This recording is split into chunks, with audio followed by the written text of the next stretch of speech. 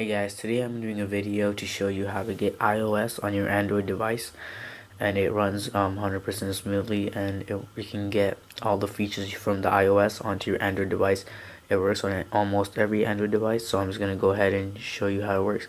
So your first step is going to be to go on this website called IPSW Downloads, and you want to scroll down here where it says choose your phone. And for this, I'm just if you're doing on Android phone, you want to go ahead and hit the iPhone logo, and then it will say choose a phone. Usually it'll be iPhone 8 Plus. If it doesn't work, you can keep trying for the different models. For mine, it's usually the iPhone 8 Plus, and these ones are out of date. So you can see the most up-to-date one is the iOS 11.4.1. So I'm gonna go ahead and tap that one.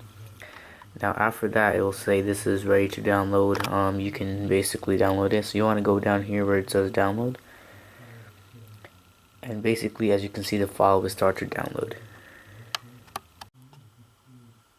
Okay, so once it finished downloading, mine just finished downloading. What you want to do is you want to go on the side of your phone and press the power button and the volume down, and just hold it for about 15 seconds or however long it takes for this to boot up like that. Now what you want to do is you want to go over where it says recovery mode, and press the power button again, and your phone should boot up back to this screen you were just at. Alright guys, so like after a while you should be seeing this.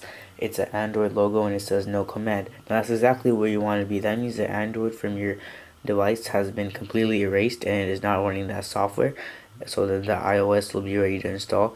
So what you want to do is you want to just hold the power button again and wait for it to reboot.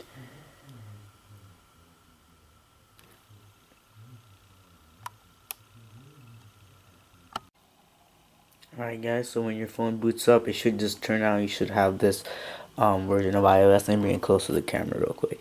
So as you can see, everything here looks pretty much standard, like you would see on an iPhone. It's pretty quick, surprisingly. There's no lag like I would have expected. You can search for applications there. You swipe up, you even get this thing which you can adjust your brightness with and stuff like that. So yeah, everything works just fine. I've had no problems with it. The apps, it opens up like your normal Android app, but it shows you these apps. Everything works fine. I go over here on random apps and they open pretty the same way.